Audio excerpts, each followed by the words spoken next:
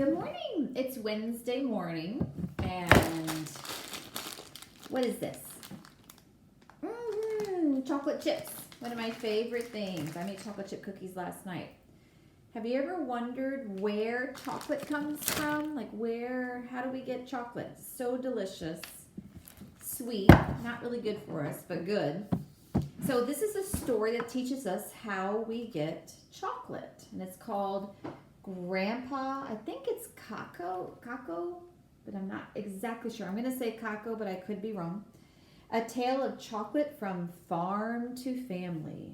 And there you see, it looks like a grandpa, maybe a granddaughter, or a father and a daughter. They're eating chocolate right there. It's written by Elizabeth Zunin. And it's going to teach us about how we get chocolate. Think about it. Where does that come from? Think about, what's your prediction? We'll see. Cool pictures. Oh, he's picking something from a tree. This book's from Lima City Schools too, so you can check it out next year. There's your title page, Grandpa Kako, A Tale of Chocolate from Farm to Family, written and illustrated by Elizabeth Zunin. And this was written in 2019. There's your copyright page. Your dedication: for all the grandmas and grandpas who broke their backs working in the fields so we wouldn't have to. All right, let's see. Chocolate is my most favorite thing ever. For my birthday, Daddy and I are making our family special celebration cake while Mommy goes to pick up another treat. So it looks like they're making something. There's, see the eggs on the table and the measuring cup and the butter. Every one of us loves this cake, even my little brother Denny, who is the pickiest of picky eaters. Chocolate is a gift to you from Grandpa Kako, Daddy says. We can only enjoy chocolate treats thanks to farmers like him. Farming chocolate? What? I've never met Grandpa Kako, but I've heard his voice on the phone. I can almost picture him, a mystery from Africa, a place I've never been. Tell me again about Grandpa Kako, I ask. Are you like him? Am I? This must be Dad telling him. We're from a land called the Ivory Coast, Daddy says, where I grew up watching big graceful elephants roam. It's where the air breathes hot and damp, thick with stories and music and with languages of people from tiny villages and big cities. Grandpa Kako's farm was the pride of his life. So this is the continent of Africa. Remember our song, Asia and Africa, North and South America.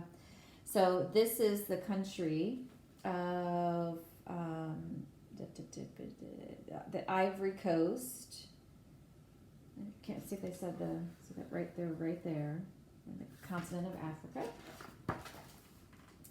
The air, the rain, and the soil must have been just right for growing Kako. Daddy holds a sieve over the mixing bowl, and I pour in the flour. Grandpa Kako carried heavy loads through the bush back and forth to his fields on his wide, calloused feet.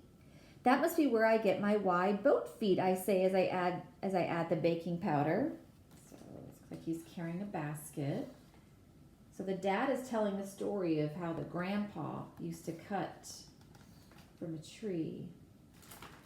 And they're making something right now. Your Grandpa Kako spotted the ripe fruits ready to be picked from the forest canopy and cut them right off the tree trunks quickly and precisely.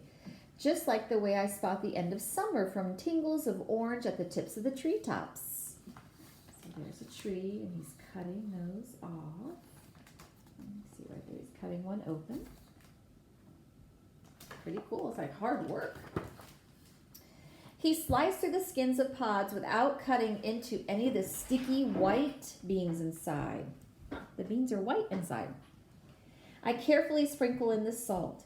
Grandpa Kako can hold 2 or 3 whole fruits in one of his rough hands like a giant. Did you ever help, I ask? So here you have a big pile. It's like they're all cutting them open, maybe putting the seeds in there.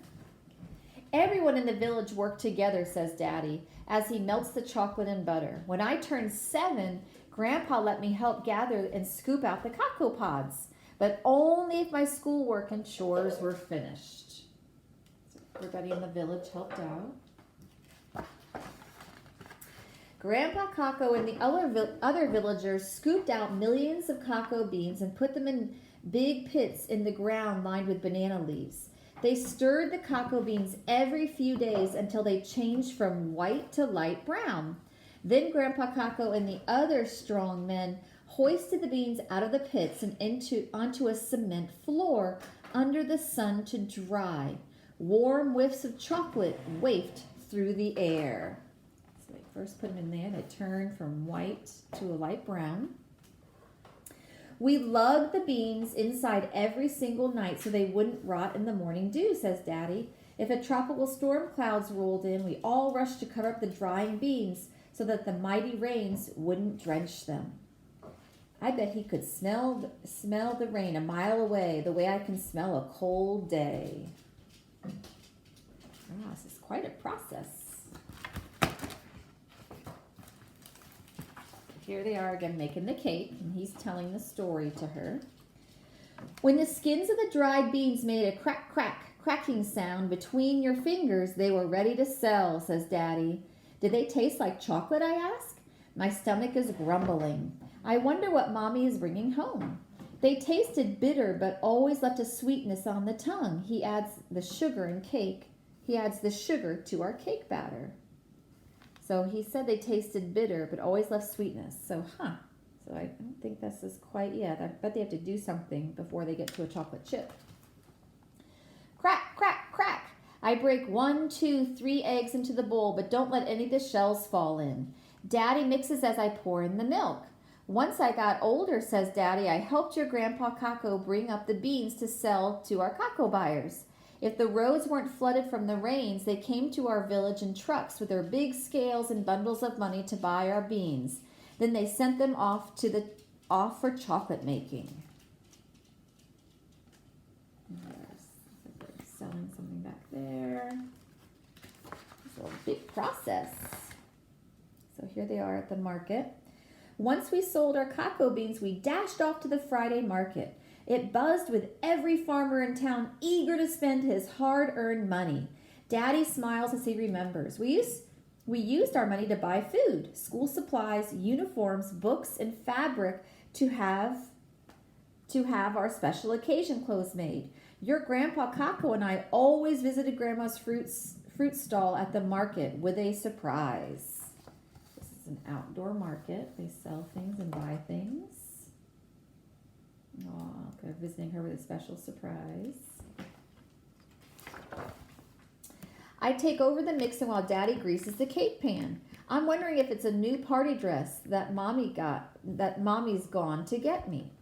You know, you're a lot like your Grandpa Cocoa. This makes both of us smile. The batter smells more and more chocolatey. I'm getting so hungry, I wonder if Mommy's gone to pick up the puppy I've been wishing for. So it must be her birthday she's wanting.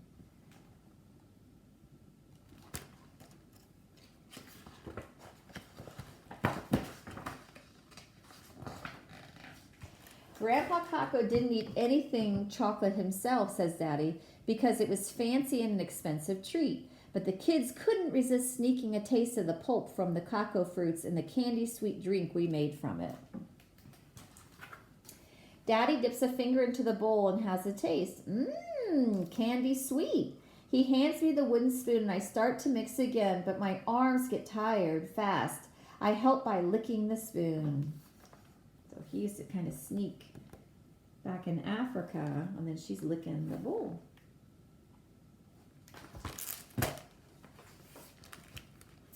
Almost done, says Daddy as he pours the thick gooey batter into the greased cake pan. Like chocolate waterfall, I scrape the last of it into the and think about Grandpa Cocoa and all that he did to make this cake. So he worked to get all those beans.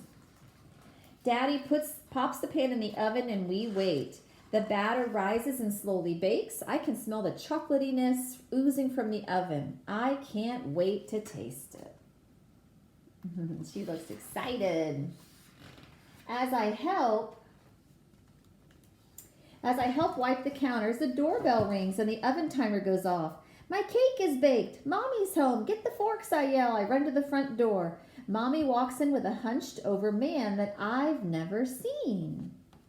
Oh, I wonder if that's the grandpa. Happy birthday, he says to me with an accent that sounds like Daddy's. In that voice, I've heard him on the phone. He's an old man the same color as me. He's got my same small ears and Daddy's smile, and he looks at me like he's known me forever. Oh, this must be the granddad. He pulls me into a strong hug, then offers me a big oval fruit that's yellowish orange. I can feel how rough his hands are as I take it from him. I need both my hands to hold the fruit. This is your birthday present, he says. So there's the cake they made. And there's, she's bringing in the